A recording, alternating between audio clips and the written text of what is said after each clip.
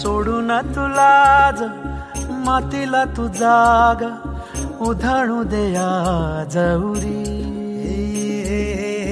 उजाडू दे आज साकड हे माग होऊ दे पहाट नवी. आता होऊन जाऊ दे साऱ्या जगाला पाहू दे पडू दे पाऊल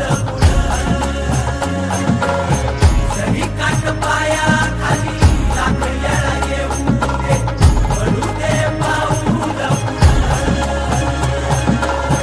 मोठी लढाई लढू मातीसाठी गड्या मनगटाच जोर लावून.